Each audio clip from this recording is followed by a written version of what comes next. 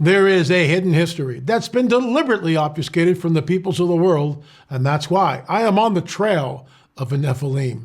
The Genesis 6 narrative states that the Nephilim are on the earth in those days and also afterwards. If that's true, can we find evidence that corroborates this?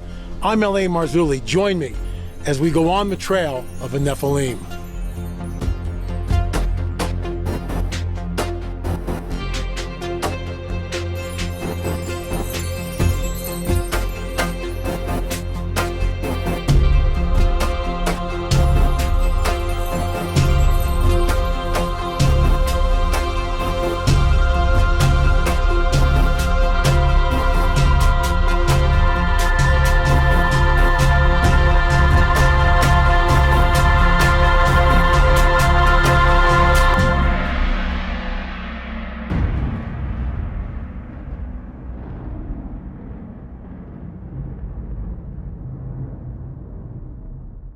I'm going to circle back and talk about America's Stonehenge. Why?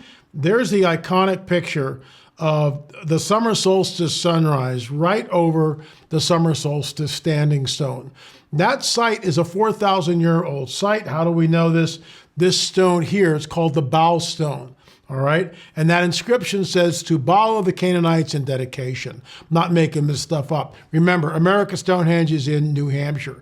So LA, why are you doing this? Well, I'll let you know that originally when the Stone family purchased the site, they saw the standing stones, but they weren't sure what the standing stones were there for. So hang on, because we're going to hear from our trusted sponsors, BioTrust. These are for vision. I've been taking one a day. I'll let you know if I notice any improvement. But you know what? It's a great company, and we're proud to have them as our sponsors. We'll see you on the other side of the break. A new study reveals nearly 50% of adults rated vision loss as the worst possible health outcome. Those questioned voted that losing vision would be worse than losing a limb, their hearing, speech, or memory. More adults would rather lose their memory than their eyesight. The things you need for healthy vision cannot be produced by the body. You must be supplementing them into your diet, otherwise your eyesight suffers. You need eye vitamins. The eye vitamins you want to maintain and support healthy vision are in this amazing new pill.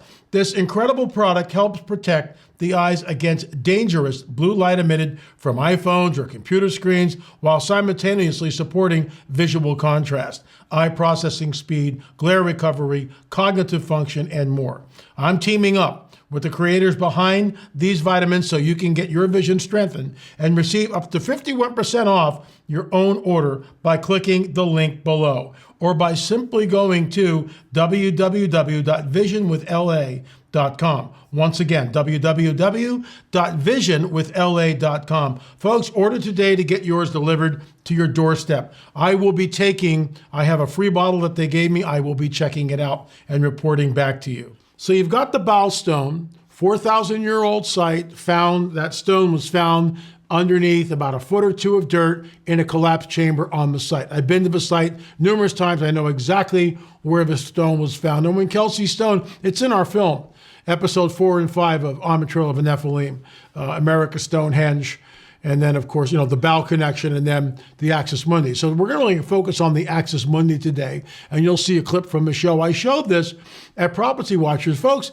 that site is absolutely incredible because it shows us that there is a hidden history, and there it is, and it's being uncovered, and we're helping to do that with our films and our exploration. But remember, when the Stone family saw the standing stones, they knew something was up, and they assumed rightly, that maybe it had something to do with astronomical alignment. So the next slide is this, where you see the center of their site. You are here, right there. You are here. And then arrows pointing out to different standing stones which surround the site.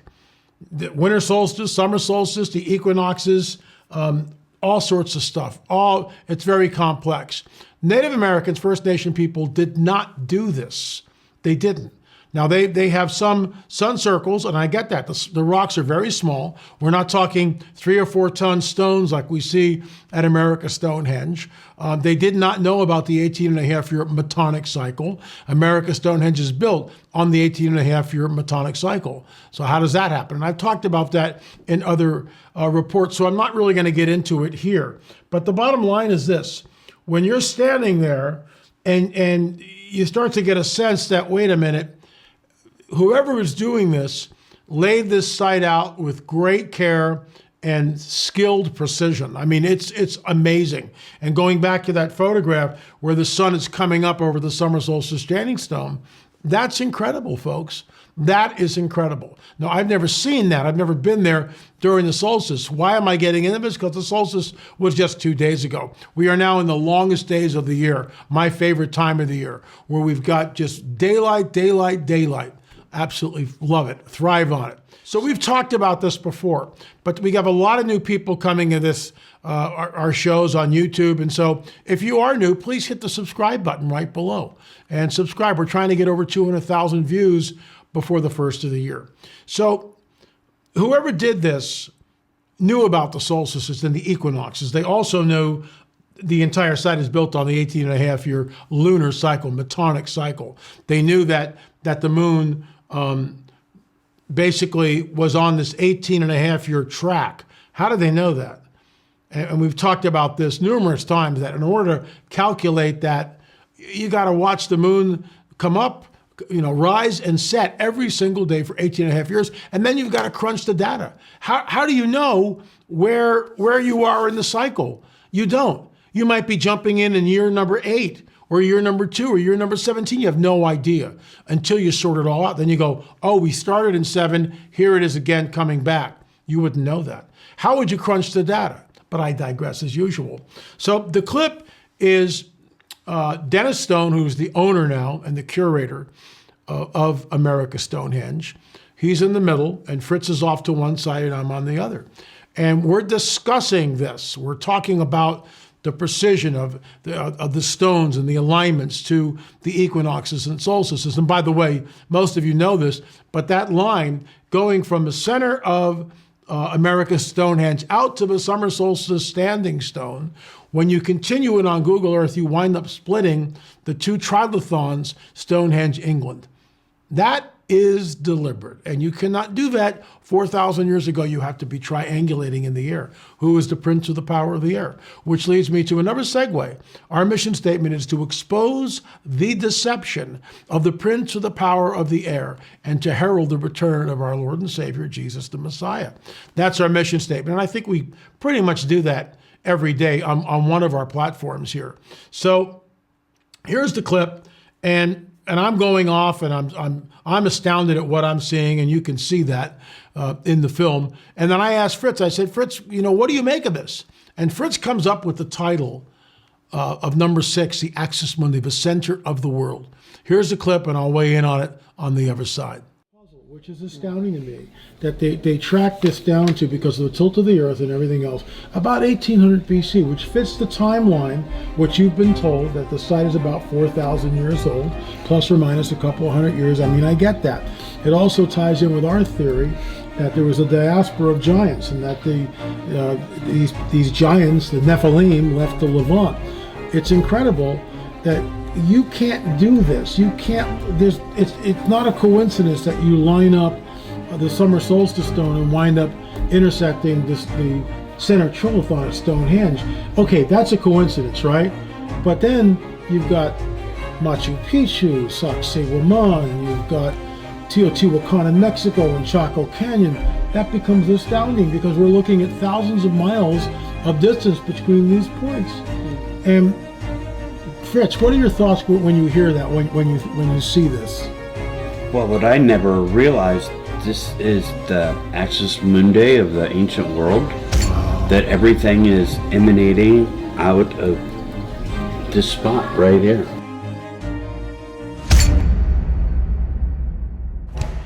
The Axis Mundi, the center of the world, is the title of this film. And I want to point out to you what we just saw moments ago in the film.